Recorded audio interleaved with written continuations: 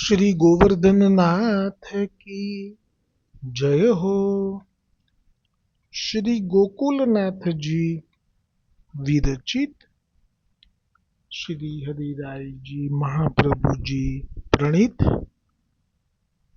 252 वैष्णवन की वार्ता में कल जो वार्ता क्रमांक 43 शुरू होयो હતો एक साहूकार के बेटा की बहू, जो कल प्रसंग यहाँ तक आयो હતો, जो वो बहू ने विनंती करी, जो और देश जाइवे को विचार करत हो तो एक विनंती मैं करूं, जो तुम सबन के मन में आवे तो। तब वाके सुसर ने कहो, जो कही हम प्रसन्न है।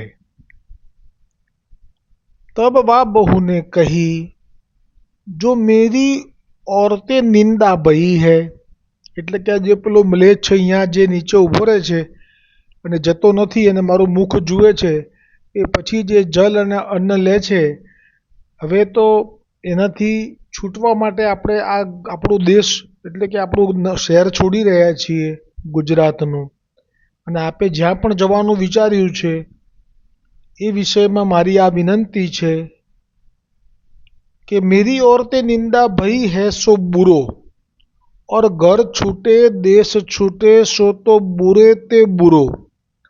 इतनो भलो है जो और देश न जाइए, एक श्री गोकुल जाइए तो भलो है। आ भगवद्गीताનો ભાવ છે।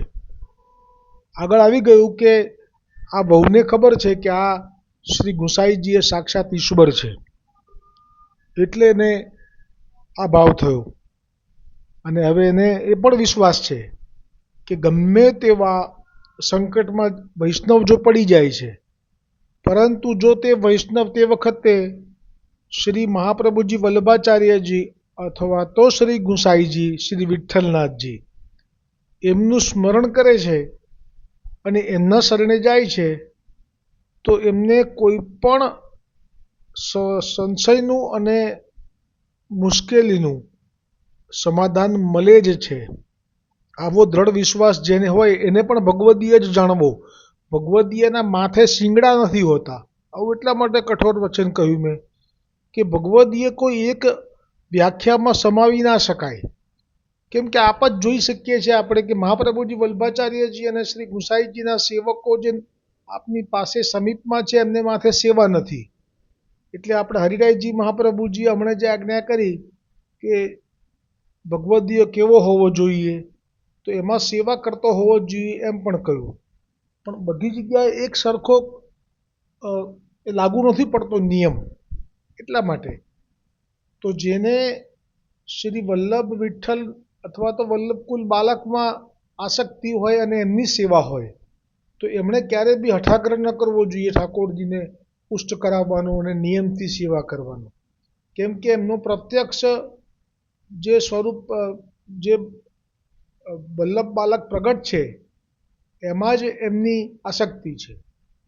એટલે એ વખતે તેવો સિદ્ધાંત લાગે કે જેમ પેલા નાગજી ભટ્ટને શ્રી ગુસાઈજીમાં આસક્તિ હતી, તો તેમને જ્યારે ગોવર્ધનનાથજીની સેવા કરવાની આવી તો તેમણે એમ કહ્યું, એમને જે ના ગમ્યું એ સેવા કરવું, જેના દર્શન જ નથી થઈ શકતા કોઈને એમની સેવા, વૈષ્ણવ તરીકે ગોવર્ધનનાથજીની સેવાનો અધિકાર, કેમ કે સાચો ભટ્ટજી છે એમને અધિકાર હતો અને આજ્ઞા હતી વલ્લભકુલની, એટલે કરી શક્યા હશે, પણ એમને ગમ્યું નહોતું, એમનું ચિત્ત શ્રી ગુસાઈજીમાં હતું। આ માર્ગ આવો છે, કોઈ એક વ્યાખ્યામાં ભગવદીયની વ્યાખ્યા નથી આવતી, પણ આટલું કહી શકાય કે જે પોતાના પુષ્ટિ માર્ગના પ્રગટ કરતા એવા શ્રી મહાપ્રભુજી વલ્લભાચાર્યજી અને શ્રી ગુસાઈજીથી ઉપર કોઈ નથી। પ્રથમ તો શ્રી ગુસાઈજીથી ઉપર કોઈ નથી, પણ શ્રી ગુસાઈજીથી ઉપર મહાપ્રભુજી વલ્લભાચાર્યજી છે, આ ભાવ થવો અને પછી શ્રી મહાપ્રભુજી વલ્ભાચાર્યજીથી ઉપર કોઈ નથી, આ ભાવ દ્રઢ થઈ જવો, એ પણ ભગવદીય જ સમજવો. પછી એમાં કોઈ મેં કીધું ને શિંગડા એટલે બીજી કઈ જરૂરિયાત નથી કે આટલું જ ષોડશ ગ્રંથ એને જ્ઞાન હોવું જોઈએ. આજે આવશે સ્વકીર્તિવર્ધન કરીને જે મહાપ્રભુજીનું નામ, એમાં જે છે આજે એ પ્રસંગ જ છે જે મહાપ્રભુજીએ ગ્રંથ શા માટે પ્રગટ કર્યા છે એ. પણ એ ગ્રંથમાં એક યમનાષ્ટક સિવાય જે 15 ગ્રંથ છે 16માંથી, તેમાં પ્રવેશ જ નથી થઈ શકતો સાધારણ અત્યારના જે વૈષ્ણવો છે એનો. એટલે એ શેના માટે પ્રગટ કર્યા છે ને એ કારણ આજે આવશે ને એટલે તમને સમજાઈ જશે કે હવે આપણે બહુ વાંચવાની જરૂર જ નથી, આ કોના માટે છે એ આપણે એમાં જ લઈશું સર્વોત્તમજીનું નામ જ્યારે આવશે ત્યારે. અત્યારે જે મૂળ ભાવ છે આ છે કે જે શ્રી ગુસાઈજીની પાસે જવાની ઈચ્છા કરે છે એનું કારણ કે એની દ્રઢતા છે. જેમ બિરબલની દીકરીને જાણવા મળ્યું કે બિરબલ પિતા હવે બહુ દુઃખી રહે છે, ખાતો પીતો નથી, ઊંઘતો પણ નથી, રાત્રે પાસા ફેરવે છે, 3 દિવસ થયો એનો પિતા આવો દુઃખી છે. તે એણે કહ્યું કે શું દુઃખ છે? તો તે વખતે બિરબલ જે અકબરે કહ્યું હતું કે મારે આ જે સાહેબ કે મુસલમાન લોકો ભગવાનને, તો કે મારે સાહેબ કેવી રીતે મળે એના માટે મને પૂછેલું. મેં મારાથી બનતા બધા પ્રયત્નો કરેલા, જેમ કે વ્રજમાં જ જેટલા પણ હોય મોટા મોટા સંતો મહંતો એ બધા સાથે સમાધાન માટે, પણ અકબરને સમાધાન નહોતું થયું. અને હવે તો છેલ્લે એવી આજ્ઞા આપેલી કે જો આટલા દિવસમાં તું મને આનું સમાધાન નહીં આપે તો તારું દ્રવ્ય બધું હું લૂંટી લઈશ. ને આ તો રાજા ને વાજા ને વાંદરા, એમાં કોઈ ફેર નહીં.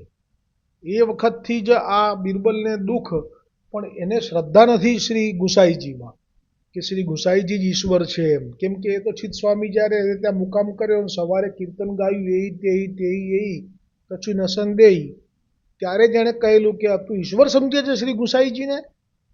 આ વાતની જો અકબરને ખબર પડશે તો તને મરાઈ નાખશે. આવી વાત. અકબર તો ખરેખર માને છે શ્રી ગુસાઈજીને ઈશ્વર. એ તો એમને જે શબ્દ વાપરે છે એમના માટે, એ કયો વાપરે છે? એમને એક શબ્દ છે એવો કે એ રીતે એ જુએ છે એમને, એટલે કે એમને ભગવાન જ માને છે. એમને તો અનુભવ બી થઈ ગયેલો છે. પેલો મણી કાઢીને, અરે મણી અલગ અલગ બહુ બધા મણી કાઢ્યા હતા જમનાજીમાંથી, એનો મણી ફેંક્યો એટલે રડ્યો, એટલે અનેક મણી કાઢ્યા. અને ઘણા બધા છે. યમુનાજીનું દિવ્ય અલૌકિક જે રત્નજડિત પગથિયા છે એ બધા પણ દર્શન કરાવેલા. કેમ કે એણે સેવા કરવાની ઈચ્છા કરી, કંઈક સેવા બતાવો, કંઈક સેવા બતાવો, તો આપે ઐશ્વર્ય પ્રગટ કર્યું. એટલે ઐશ્વર્યનો ઝેરનું મારણ ઝેર છે, એટલે ઐશ્વર્યનું મારણ એ ઐશ્વર્ય છે, એટલે એવું કર્યું હતું. પણ હવે અહીંયા અત્યારે એવો મૂંઝાયો છે બિરબલ, તો દીકરી એની છે ને એ ભગવદીય છે.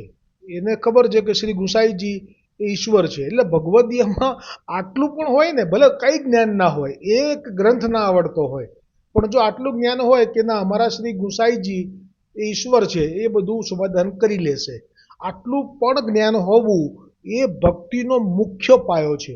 પણ જ્યાં પાયો જ ના હોય અને પછી એ જે કરે છે એ ક્રિયા થઈ જાય છે. એટલે આ તો 3 વૈષ્ણવમાંથી આ ભગવદીય છે, એટલે એણે કહ્યું કે મારે તો શ્રી ગુસાઈજીથી પાસે જવું છે. તો જો તમે મારી વાત માનો તો એટલે પછી એ બોલ્યું ગઈકાલે આ પ્રસંગ અહીંયા સુધી આવેલો કે ઓર દેશ ન જાઈએ, एक श्री गोकुल जाइए तो भलो है, तब तहाँ श्री गुसाई जी के दर्शन होंगे, जो सातों स्वरूपन को दर्शन होंगे. આ સમજવાનું જો સત્સંગથી જ આપણને સમજાય છે કે આપણે ઘણી વખત હવે જે ભૂલો કરીએ છીએ, જેમ કે વલ્લભ આચાર્ય કક્ષમાં બિરાજતા હોય વલ્લભકુલ બાલક, એમાં સૌથી જે મુખ્ય હોય એ આચાર્ય ચરણ કહેવાય, આચાર્ય પદ પર છે એટલા માટે. પણ એ પણ મહાપ્રભુજી વલ્ભાચાર્યજી સમાન ન કહેવાય, અને એ પણ નથી કહેતા કે અમે સમાન છીએ. એ તો ખૂબ દિનતાથી કહે છે કે અમે એમના વંશ જ છીએ, 16મી પેઢીએ. હંમેશા વચન આવા ઉચ્ચારે છે. વલ્લભકુલ બાલકની ક્યાંય ભૂલ નથી. ભૂલ થાય છે વૈષ્ણવોથી, અને એ ભૂલ પછી પરંપરા થઈ જાય અને છેવટે એ ભૂલ પણ દ્રઢ થઈ જાય છે. અહીંયા જ આ પ્રસંગ છે જેમાં વલ્લભકુલ બાલકને શું સંબોધવા એ આ જે દીકરી છે ગુજરાતની શાહુકારની વહુ એ શીખવાડે છે આપણને. પહેલાં તો 7 સ્વરૂપન કો દર્શન હોઈ ગયો, તો મેં પણ સ્વરૂપનમાં શું સમજ્યો હું કે 7 લાલજી. કેમ કે મને અત્યારે હું આચાર્ય કક્ષમાં આપ શ્રીની સેવામાં સન્મુખ બેસતો હોઉં છું અને મને કોઈ બહારથી ઇશારો કરીને પૂછે છે કે કેટલા સ્વરૂપ છે, તો મારા મનમાં આ સ્વરૂપ કેટલા છે એ પ્રશ્ન વૈષ્ણવોથી આવ્યો. મને વૈષ્ણવ બહાર બોલાવે ને બધે પૂછે કેટલા સ્વરૂપ છે, કયા સ્વરૂપ છે, કયું સ્વરૂપ બિરાજે છે. સતત આ ચાલ્યું મારા કાનમાં. એટલે મને પણ અત્યારે ગઈકાલે જ્યારે આ પ્રથમ વખત મેં વાંચ્યું તો આ 7 સ્વરૂપમાં મેં શ્રી ગુસાઈજીના 7 લાલજી સમજી લીધા. પણ ખરેખર પછી આગળ ખબર પડી, બીજું વાક્ય બોલ્યા આ વહુ કે यमुना श्री यमुना जी को दर्शन होएंगे और श्री गुसाई जी के सब बालकन के दर्शन होएंगे. અહીંયા છે આ સત્સંગનો લાભ છે કે ખરેખર એ વખતે વૈષ્ણવો મહાપ્રભુજી વલ્ભાચાર્યજીને જ મહાપ્રભુજી વલ્લભ માનતા, શ્રી ગુસાઈજીને શ્રી ગુસાઈજી જ માનતા. શ્રી ગુસાઈજી વલ્લભ છે એવું ક્યારેય જોવા નથી બોલ્યા આ બહુ.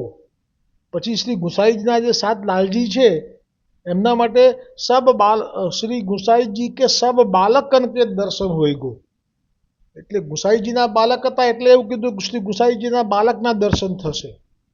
જો વલ્લભના બાળક હોય તો એ પેલી ડોકરીએ કીધું જે સરખામણી કરી હતી અને એમાં કહ્યું હતું કે આપની સૃષ્ટિ તો વધારે ઉત્તમ.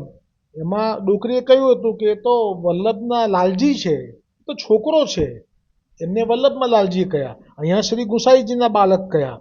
તો હવે આપણે અત્યારે જે 16મી પેઢીએ બિરાજી રહ્યા છે અને એમના પણ જે લાલન છે આ બધા કોણ થયા? તો એ વલ્લભ કુલ થયા. વલ્લભ કુલ એ વલ્લભ કુલ છે અને વલ્લભ એ વલ્લભ છે. આ ભેદ જ અત્યારે મટી ગયો છે. એટલે એટલી ખીચડી થઈ ગઈ છે.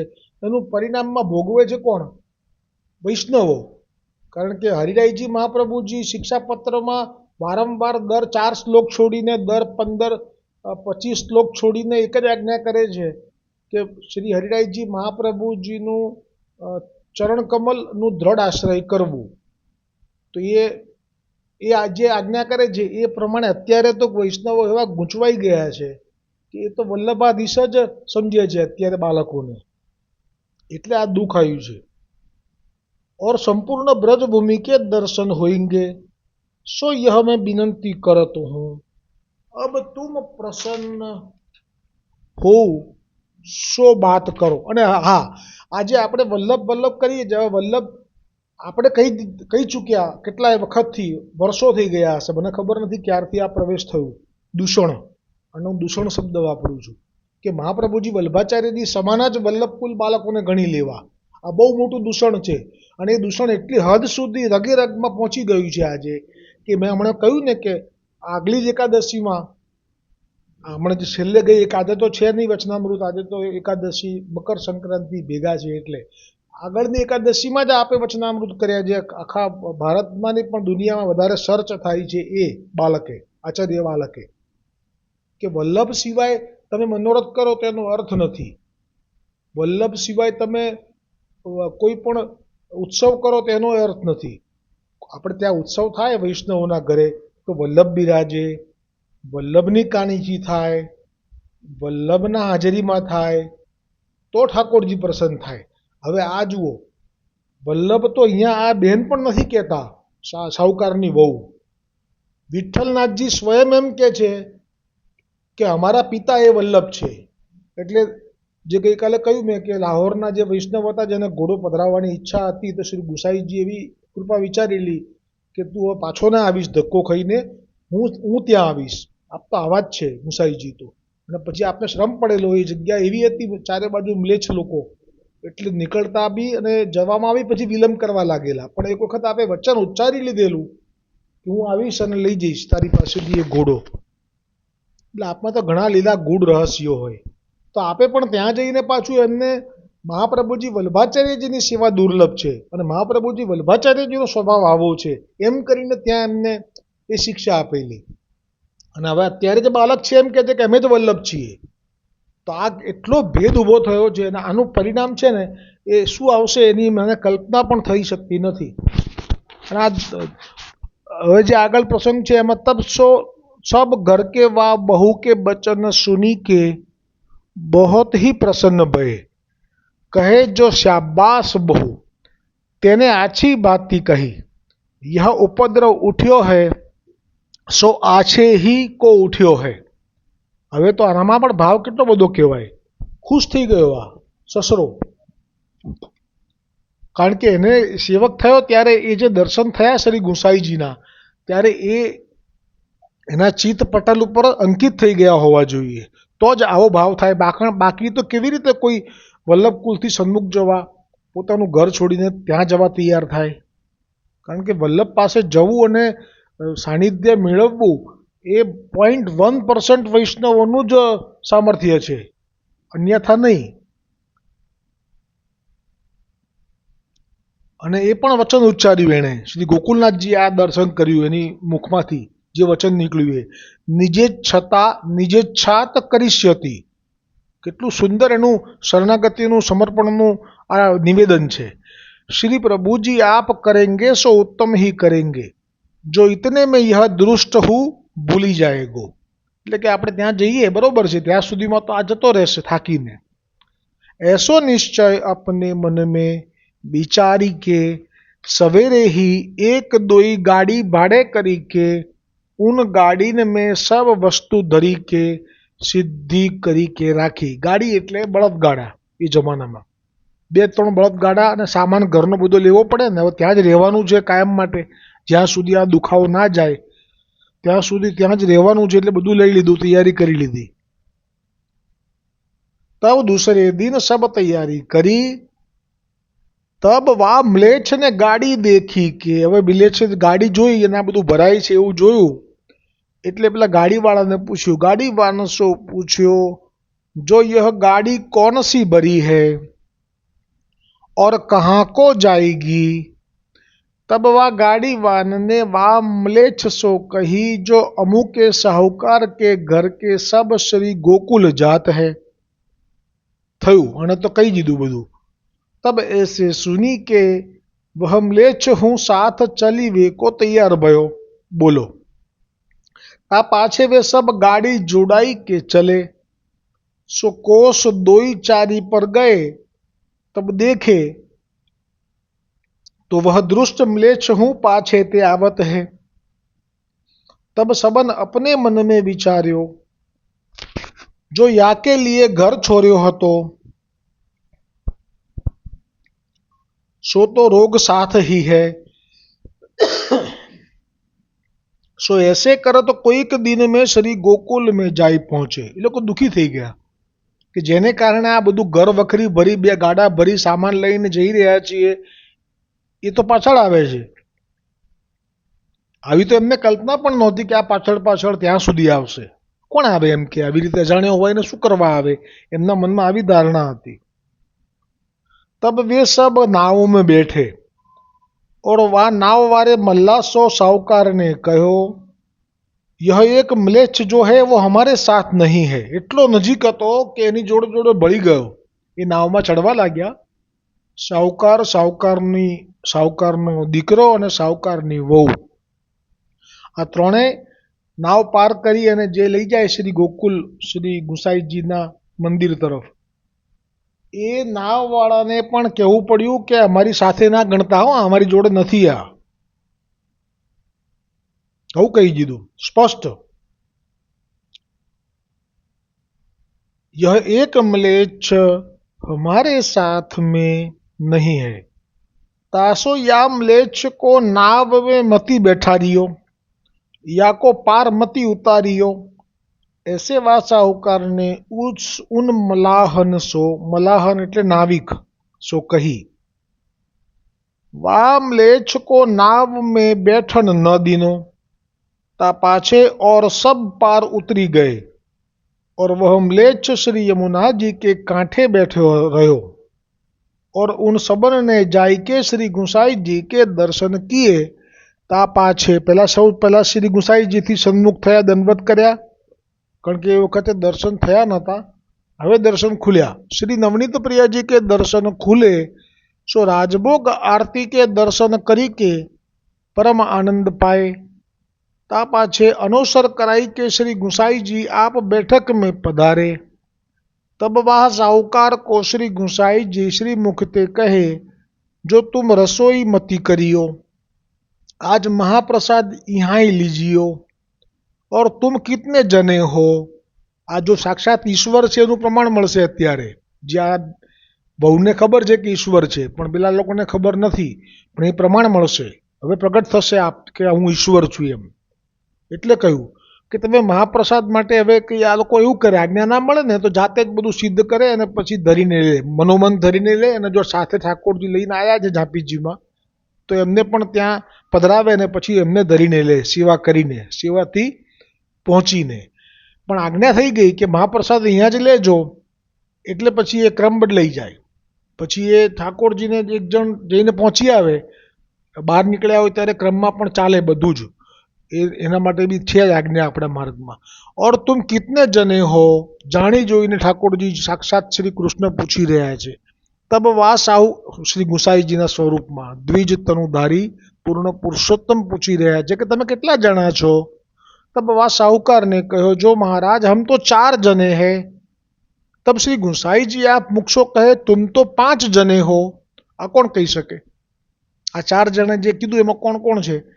એક તો સાહુકાર છે, એક તેનો દીકરો છે, એની દીકરાની વહુ 3 અને એક દાસી જે સાથે લાયા છે તે 4. તો હવે ઠાકોરજી શ્રી ગુસાઈજી તો એમ કહી રહ્યા છે કે તમે તો 5 જણા છો. 4 કો નામ તુમ ક્યો કહત હો. કેવા કૃપાળુ, કેવા દયાલ છે આપ કે એ મ્લેચ્છ યોનિમાં કોણ છે એ દૈવી છે. એ પણ સેવક હતો પહેલા, એ બ્રહ્મસંબંધ પામેલો હતો, અને આ જે વહુ છે એનો પતિ હતો. આ બધું આપ જાણે છે. એટલે તો ઈશ્વર સિવાય કોઈનું શરણું નહીં લેવું જોઈએ. વલ્લભકુલ બાલકને પૂછી જોજો. વલ્લભકુલ બાલકને વલ્લભ વલ્લભ કરીએ છીએ તેમને ગમે છે, અને હવે તો મેં ટેવ જ ચસ્કો પડી ગયો છે કે વલ્લભાધીશ કી જે બોલાવીએ ત્યારે એમને એટલો સંતોષ થાય છે. પણ પૂછજો તો ખરા આવી રીતે કે અમારા આમાં કંઈ જાણો છો આપ આ રીતે કે અમારી પાસે કેટલું દ્રવ્ય છે, અમારી આર્થિક શું મુશ્કેલી છે, અમે કેવા સંજોગોમાંથી પસાર થઈ રહ્યા છીએ. આ બધું જાણનારા 2 જ જણા હતા, શ્રી વલ્લભ અને શ્રી વિઠ્ઠલ. પાછી જે ફરી પ્રગટ થયા છે જે આપ ગોકુલનાથજી, એ વલ્લભ છે, પણ આપે સ્વરૂપ છુપાઈ દીધું એટલે ગોકુલનાથજી થઈને બેઠા છે. કોઈને ખબર નથી પડતી. કોઈને ખબર છે સુખદેવજી શિવજી છે, કોઈને ખબર છે દુર્વાસાજી શિવજી છે. આ એવું ઝામર લગાડે છે આપ કે કોઈ સમજી ના શકે. આ લીલા છે આપની. એટલે ગોકુલનાથજીએ સારું જ કર્યું કે આવી રીતે વલ્લભકુલે ભજવાના છે મહાપ્રભુજી વલ્લભાચાર્યજીને, કે પોતે વલ્લભ હોવા છતાંય પોતે વલ્લભ નથી. એવી રીતે જો પોતે વર્તી રહ્યા છે તો તમે તો વલ્લભ છો જ નહીં બાળકો. તમે તો સ્મયાપહ નામમાં ગોકુલનાથજી કહે છે મેં જ કહ્યું છે કે મહાપ્રભુજી એ સ્વામિનીજી છે, એ જ મહાપ્રભુજી છે. પછી મેં જ એમાં લખ્યું છે સ્મયાપહ નામ શ્રી 100 ગુસાઈજીના પ્રગટ થયેલા 108 નામ છે. એમાં ગોકુલનાથજી કહે છે મેં જ એમાં સ્પષ્ટ કરેલું છે કે વિઠ્ઠલનાથજી એ સાક્ષાત પૂર્ણ પુરુષોત્તમ શ્રી કૃષ્ણચંદ્ર છે. અને એમાં મેં જ પ્રગટ કરેલું છે કે જે આપના બાળકો છે વંશ, એ સર્વ સ્વામીજીથી જે 2 મુખ્ય સખી પ્રગટ થઈ છે લલિતા વિશાખા, આ તેમનાથી જ યુથો પ્રગટ થયા છે. એ યુથોમાંથી આપનું પ્રાગટ્ય છે. તો શા માટે આપ સ્વામીજી જ છો એવું અત્યારે જાહેર કરી રહ્યા છો? આટલો મોટો અપરાધ. અને એટલે હવે અહીંયા ઠાકોરજીને તો ખબર છે કે તમે કેટલા જણા છો, એટલે કહ્યું કે તુમ તો 5 જને હો. 4 को नाम तुम क्यों कहत हो. तुम्हारे साथ में एक वैष्णव और आयो है. શું શ્રી ગુસાઈજીનું શબ્દ છે, મ્લેચ્છ શરીરમાં છે, પણ શ્રી ગુસાઈજી તો અંદર જુએ છે.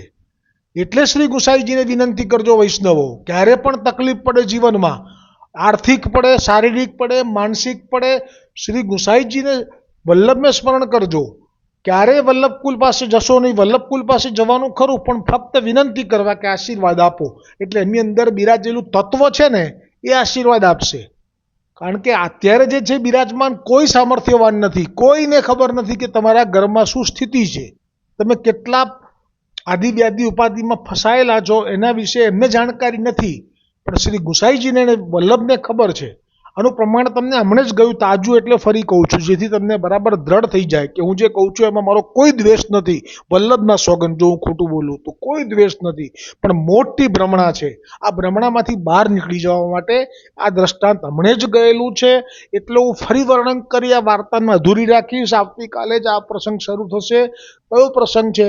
હમણાં જ એક અદના ગરીબ બ્રાહ્મણનો પ્રસંગ ગયો, જે ગુલાબદાસ હતો અને ગુલાબ ખાન થયેલો, એની પાસે એને મોકલેલો.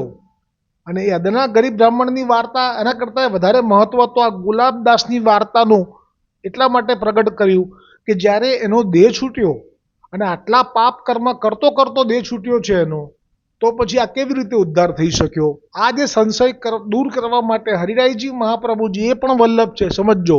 છતાં એ કે છે કે એ ગુસાઈજીના સેવક હતા ભલે, પણ અંત સમય થયો અને જ્યારે એને તાપ થયો કે શ્રી ગુસાઈજી હજી મને યાદ કરે છે, તો એ વખતે એમના હૃદયમાં શ્રી મહાપ્રભુજી વલ્લભાચાર્યજી સૂક્ષ્મ રૂપે પ્રવેશ કરી ગયા અને એના બધા જ પાપ તાપને બાળી અને એનો પ્રાણ લઈ અને એના 10મા દ્વારેથી બ્રહ્મરંધ્રમાંથી એનું પ્રાણ ખેંચી અને પોતાની સાથે એને લીલામાં ખેંચી ગયા. બોલો શ્રી મહાપ્રભુજી વલ્લભાચાર્યજી કી જય.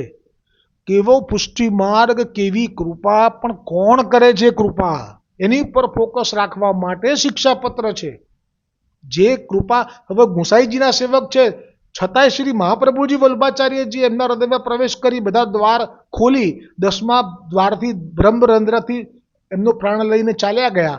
આ શબ્દો હરિરાયજીએ જો ન લખ્યા હોત તો આપણને એમ જ થાત કે શ્રી ગુસાઈજીથી ઉદ્ધાર થયો. પણ હરિરાયજીએ બહુ સ્પષ્ટતા કરી દીધી કે જેમણે પ્રગટ કર્યો છે એ જ દરેકે દરેક વૈષ્ણવોના અંત સમયે આવી અને એમના હૃદયમાં પ્રવેશ કરી અને એમનો ઉદ્ધાર કરી જાય છે. આ પ્રમેય બળ માત્ર ને માત્ર શ્રી મહાપ્રભુજી વલ્લભાચાર્યજીનું છે, અન્યથા નહીં. અને એટલે આને અનુરૂપ ધોળ આજે જરૂર લેવું પડશે મારે. તમને લોકોને શ્રદ્ધા થઈ જાય કે તમે કોઈ વલ્લભકુલ બાળકની આજ્ઞા કોઈ એવી કરી દેશે કે જે તમને એમ થાય કે ના આમાં તો આ ખોટું થયું, આ તો આમનો એવો ભાવ થઈ ગયો છે કે મારું મારું મારું અને તારું મારું સૈયારું. આ વાક્ય જ બોલીશ એટલે બધું સમજાઈ જશે. જો આવું તમને અંદરથી જરા પણ થાય તો તમે એમની આજ્ઞાની અવજ્ઞા થાય એવું લાગે તો જરા, જેમ કે હું તમને સ્પષ્ટ જ કહી દઉં, મારે ક્યાં એવી કોઈ ચિંતા છે. સત્ય કહેવું જોઈએ ને. હમણાં જ જે 17મો પત્ર ગયો એમાં જે શ્લોક હતો 7મો, એમાં કહ્યું ને કે જે રીતિથી વિરુદ્ધ છે એનો તો નાશ જ કરવો જોઈએ, એને તો ભસ્મ કરી નાખવું જોઈએ એ કૃત્યને. બીજું કશું નહીં. જોજો બાપા, એ કૃત્ય એટલે એ ખોટું કર્મ જે થઈ રહ્યું છે એને ભસ્મ જ કરવું જોઈએ. આ જ કર્મ કરી રહ્યા છે મહાપ્રભુજી વલ્લભાચાર્યજીના ભગવદીય વૈષ્ણવો. એમનું ચિંતન જ આ હોય સતત. ને એ વાત જ અહીંયા આવે છે કે હમણે એક સ્કૂલ થઈ રહી છે. હવે એ સ્કૂલની અંદર કન્યાઓ માટે સ્કૂલ થઈ રહી છે. એટલે કર્મ કેટલું ઉત્તમ છે, નિષ્કામપણું પણ છે, એમાં કોઈ સકામ ભાવ નથી. અને એ સ્કૂલ માટે જે દ્રવ્ય પ્રાપ્ત થઈ રહ્યું છે એ વૈષ્ણવોથી ભ્રમસંબંધ થયો છે એટલે એમનું સમર્પિત દ્રવ્ય કહેવાય ગોવર્ધનનાથજીને, હવે ઠાકોરજીને. હવે એ સમર્પિત દ્રવ્ય હવે એ કોઈ લૌકિક સ્કૂલ માટે વિનિયોગ થાય તો એ કેવી રીતે સંભવ છે? અને એ વખતે જો એમ થાય કે ના નથી આપવું, ધારો કે, અને હું નહીં આપું તો શું થશે? તો તમને પુષ્ટિ માર્ગના સિદ્ધાંતની એક તો ખબર હોવી જોઈએ કે મહાપ્રભુજી વલ્લભાચાર્યજીએ સાક્ષાત આત્મા જયેશ લાલન ગોપીનાથજીને આજ્ઞા કરી દીધી હતી કે સમર્પિત થયેલા દ્રવ્યો પર નજર નહીં કરવી જોઈએ. જ્યારે દામોદરદાસ સંભલવાળાનું અબજો રૂપિયા આવ્યા નાવમાં, ત્યારે તે વખતે ગોપીનાથજીને આજ્ઞા કરી દીધી હતી કે સમર્પિત થયેલું દ્રવ્ય એની પર જો દ્રષ્ટિ કરશો તો નિર્વંશ થઈ જશો. અને બીજા જે દુઃખ છે એનું તો ગણતરી ક્યાંથી થાય? એટલે એવા જરાય ભયભીત ના થતા. માથા ઉપર કોણ છે એ ખબર હોવી જોઈએ. અને અંત સમયે તમે જો ગઈકાલે પણ આવ્યું ને ગુણાતીત નામમાં કે બે જ રસ્તા છે નિર્દોષ થવાના. અને એ સમગ્ર ભક્તિ માર્ગના કર્યા, એવું ના કહ્યું કે પુષ્ટિ માર્ગના. કેમ કે આપણે જેટલા પણ ગ્રંથો છે, ગીતા, ભાગવત અને જે પણ બીજા વેદશાસ્ત્રો, એમાં પણ આ વાત કરી કે તમે રેતીને પીલીને તેલ કાઢો ને એવું સાંભળવામાં આવે ને તમે માનીશું કે રેતીને પીલીને તેલ કાઢ્યું. પાણીને વલોવીને કોઈ ઘી કાઢે તમે માની લઈશું કદાચ કે પાણીને વલોવીને પણ ઘી કાઢ્યું હશે. પણ ભગવાનના ભજન એટલે કે આ સત્સંગ આપણામાં અને ભગવાનની શરણાગતિ એ તો પ્રથમ છે. આ બે સિવાય નિર્દોષ થવાનો એટલે કે પાપનું બીજ જ બળી જાય અને જીવ સદગતિ એટલે કે લોકમાં જાય, પોતાના જે પણ લોકને ભજતો હોય મર્યાદામાં, વૈકુંઠ આવે, આપણામાં ગોલોક આવે. તો એ બે સિવાય ત્રીજો માર્ગ નથી કે જે દાન પુણ્યની જે આ ચાલી છે હવા, અને એક જણ મોટો કરે ને આની અસર એવી થાય કે બીજા બાળકો પણ એને ફોલો કરે, એટલે કેટલો ભાર એમના માથા ઉપર આવે. અને પછી એક ઈશારા કરે. વલ્લભ શું કરી શકે? બહુ તો ઈશારા કરે કે ન થવું જોઈએ, ન થવું જોઈએ, સાવધાન સાવધાન. કેટલું સાવધાન કરે, પછી મર્યાદા પૂરી થઈ જાય એટલે પછી બ્લાસ્ટ થાય. અને આ બ્લાસ્ટ એ વૈષ્ણવ સમજી ના શકે. મેં ના કહ્યું હમણાં કે અમુક વર્ષ પહેલાં આવું થયું હતું, વ્રજમાંથી બહાર પધાર્યા અને પછી એક્સિડન્ટ, કારમાંથી પણ કાળ કેવી રીતે લે છે, વલ્લભ આપના જીવને કેવી રીતે, આપના વંશને કેવી રીતે ખેંચે છે. આ લીલા પણ કેવી અજુગતી લીલા હતી કે કારમાં બેઠા છે અને એક્સિડન્ટ એવો થાય છે કે એ જે ચલાવે છે આપ જ ચલાવતા હતા. વલ્લભકુલ બાલક સુંદર હતા. હજી કહું છું, વલ્લભ સોગન મને પ્રિય હતા, સુંદર દેખાતા હતા. એટલે પ્રિય એટલે કોઈ જાણતો નહોતો, પણ દર્શન કરતા મનને સંતોષ થાય એવા હતા. કેમ કે વલ્લભ છે ને અંદર તત્વમાં 64મું નામ, સ્વવંશ સ્થાપિત સ્વ મહાત્મ્ય. પણ આ સ્થિતિ થઈને એટલે મારા મનમાં સંશય ક્લિયર થઈ ગયો કે મહાપ્રભુજી વલ્લભાચાર્યજી તો એક જ છે. અને આજે આ શિક્ષા જે પત્ર છે એમાં વચ્ચે પણ એક શ્લોક આવી ગયો કે જે દાન પુણ્ય, સ્કૂલ, ધર્મશાળા એ બધું પણ ના આવે પુષ્ટિ માર્ગમાં, એવું પણ આવી ગયું. અને મહાપ્રભુજી વલ્લભાચાર્યજીના જે સેવક એક એવા છે કે જે પૂછે છે વસુદેવદાસ સકડાને કે અમને બતાવો ને કે કઈ રીતે અમારો ઉદ્ધાર થાય. તો કે ના, તમે પહેલાં અત્યાર સુધી બહુ સત્સંગ કર્યો છે તો તમે જ કહો કે તમે શું શ્રવણ કર્યું. ત્યારે એ જ કીધું કે કોઈ એમ કહે છે કે દાન પુણ્ય કરશો તો નિર્દોષ થઈ જશો અને સદગતિ થઈ જશે. કોઈ એમ કહે છે કે તમે સંન્યાસ લઈ લો તો તમારી સદગતિ થઈ જશે. કોઈ એમ કહે છે કે તમે સત્કર્મ કર્યા કરો તો સદગતિ થઈ જશે. ત્યારે આજ વસુદેવદાસ છકડાએ કહ્યું કે ના, એના માટે તો અત્યારે પ્રગટ શ્રી વિઠ્ઠલનાથજી બિરાજ, કારણ કે એ વખતે વલ્લભ લીલા કરી ગયા હતા.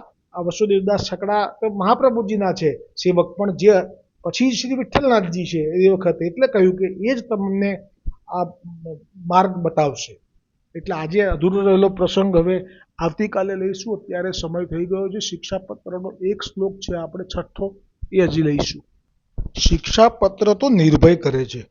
શિક્ષાપત્ર તો આપણને આપણા મૂળ વલ્લભાચાર્યજી ગુરુએ કરેલી કૃપાનું દર્શન કરાવે છે. અને એ કૃપાનું દર્શન થાય તો જ આપણો આશ્રય, જે આપણે રોજ આશ્રય ઉપર લઈએ છીએ, દ્રઢ ઈન ચરણ કેરો ભરોસો, પણ એ ભરોસો તો જ થાય કે જો એમણે જે કૃપા કરી છે એ આપણને દ્રષ્ટિગોચર થાય. આપે જે શ્રમ લીધો છે, સિવેલા વસ્ત્ર વગર શિયાળો, ઉનાળો, ચોમાસું, એમાં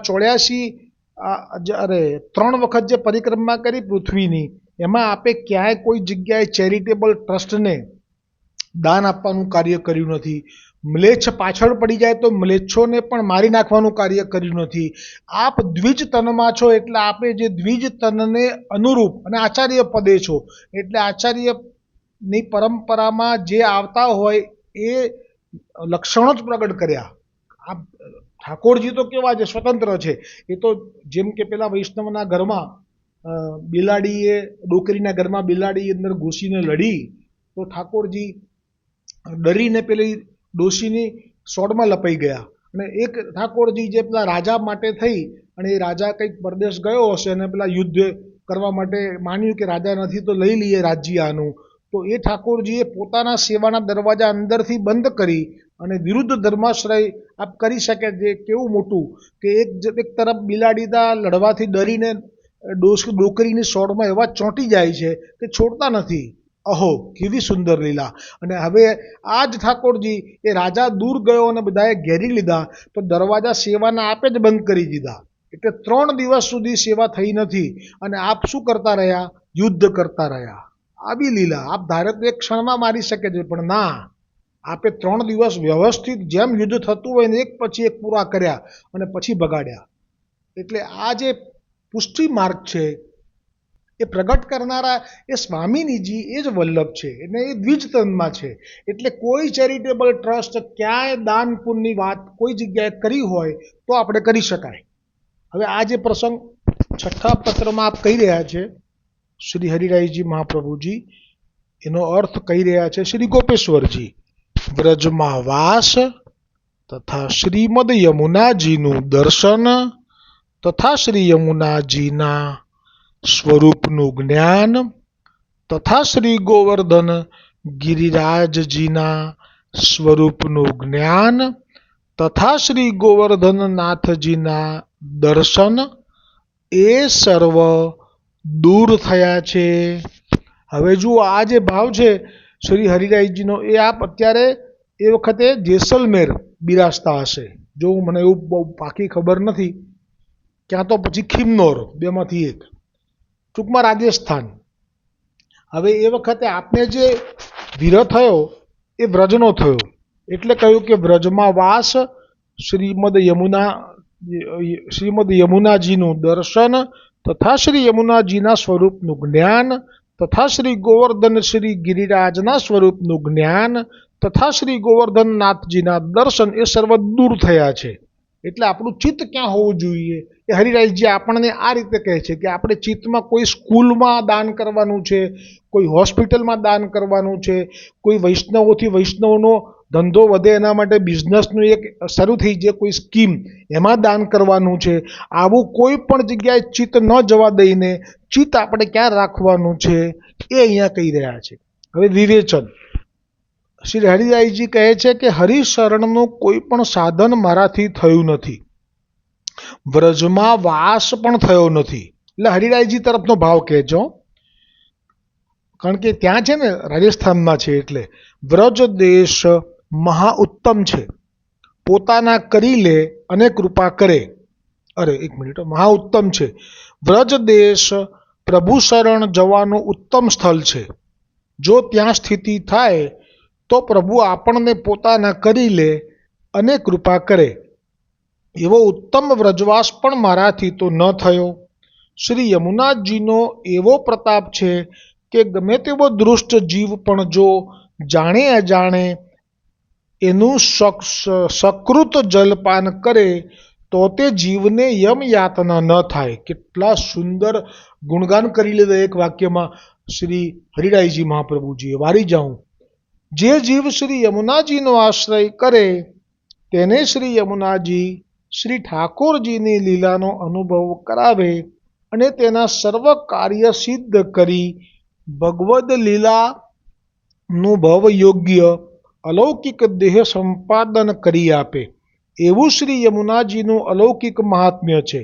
મને તો એવા શ્રી યમુનાજીના દર્શન પણ દૂર છે. આજે તો હરિરાયજીએ શ્રી યમુનાજીના ગુણગાન ગઈ અને ચિત્તને જે ઠંડક પહોંચાડી છે. કેટલું સુંદર આપનું ચિત્ત છે, અત્યારે શ્રી યમુનાજીમાં લીન થયું છે આપનું ચિત્ત. વારી જાઉં. હવે આગળ કહે છે શ્રી ગોપેશ્વરજી કૃપા કરે છે આ બધી હરિરાયજીના મનોભાવની. શ્રી ગિરિરાજ એવા ભગવદીય ત્યાં છે કે પોતાના સંગથી નીચ યોનિમાં જન્મેલા. સુંદર બંને સ્વરૂપનું દર્શન કરાવી લીધું આપે. કેમ કે હરિરાયજીએ જે શ્લોક રચ્યો એમાં તો એક વાક્યમાં, કેમ કે શ્લોકમાં મર્યાદા હોય પત્રમાં, એટલે યમુનાજીનું દર્શન કહ્યું અને યમુનાજીના સ્વરૂપનું જ્ઞાન આટલું કરીને છોડી દીધું છે આપે હરિરાયજીએ. એવી રીતે શ્રી ગોવર્ધન ગિરિરાજના સ્વરૂપનું જ્ઞાન અને એનું મહાત્મ્ય પણ પછી મહાત્મ્ય નથી લખ્યું અહીંયા, અને શ્રી ગોવર્ધનનાથજીના દર્શન અને એનું પણ મહાત્મ્ય નથી લખ્યું. પણ મહાત્મ્ય કોણે પ્રગટ કર્યું? બોલો શ્રી ગોપેશ્વરજી પ્રભુ કી જય. હવે ગિરિરાજજી એવા ભગવદીય છે કે પોતાના સંગથી નીચ યોનિમાં જન્મેલા પુલિંદી એટલે બિલડીઓ, રામા અવતારવાળી જે બિલડીઓ હતી એ બધી પુલિંદીજી યુથ નામ આપ્યું છે એમને, ને પણ ભક્તિ આપે છે. કોણ? શ્રી ગિરિરાજ ગોવર્ધન મહારાજ. એવા શ્રી ગિરિરાજજી પણ મારાથી દૂર છે. અરે શ્રી ગોવર્ધનનાથજીના પણ દર્શન મને દુર્લભ થયા છે. આ પ્રકારે પરદેશમાં સ્થિતિ કરવાથી હું ભાગ્યહીન છું. હવે હું શું કરું? હવે કેવી સુંદર આપની આ વિનંતી છે ઠાકોરજીને. હવે જો કોઈ એમ શંકા કરે કે શું કરવા આવો ખેદ કરો છો, મનમાં ભાવપૂર્વક એ વસ્તુઓનું સ્મરણ કરશો તો એ વસ્તુ પાસે જ છે. મનમાં આ કોઈ પાછળથી કોઈ લખેલું છે એટલે એના વિશે આપણે નથી વિચારવું. અત્યારે તો હરિરાયજીના હૃદયમાં જે તાપ છે એ આ શ્લોક વાંચ્યો છે. હવે આ શ્લોક પછી હજી પણ આપ એ જ ભાવ આગળ કરી રહ્યા છે. એ શ્લોક આવતીકાલે આપણે લઈશું અને આનું સમાધાન પણ આવશે. એટલે જે બહુ દૂર રહે છે એના માટે પણ મહાપ્રભુજીએ તો આજ્ઞા કરેલી જ છે કે તમે ક્યાંય પણ રહેશો તમે સંસાર બાધા નહીં કરે. પણ આ જે તાપ થવો એ તો ખરેખર પુષ્ટિ માર્ગમાં તો ફલ કીધું છે. એટલે આ શ્લોક અહીંયા 5મો હતો એ અહીંયા આપણે વિરામ લીધો. આ પણ હું મૂકીશ, રોજ તમારે વાંચી શકાય. હું બોલ્યો હોઉં યાદ ના રહે તો જરૂર વાંચજો કે હરિરાયજીના હૃદયમાં શું છે અને આજકાલના હૃદયમાં, આજકાલના વલ્લભકુલ બાળકોના હૃદયમાં હવે એ રહ્યું છે.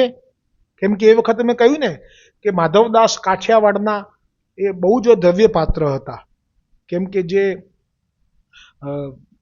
અધિક માસ આવે 3 વર્ષે તો એ કાઠિયાવાડના બધા જ વૈષ્ણવોને જેટલા આવે આવો અને એમને 1 મહિના સુધી શ્રીનાથજી નાથ દ્વારા રાજસ્થાનમાં જ્યાં છે અત્યારે ત્યાં એ બધાને લઈ અને ખૂબ લેવડાવતા પ્રસાદ અને આનંદ કરાવતા 1 વર્ષ માટે. આ ભાવ અત્યારે ક્યાં છે આપ બતાવો.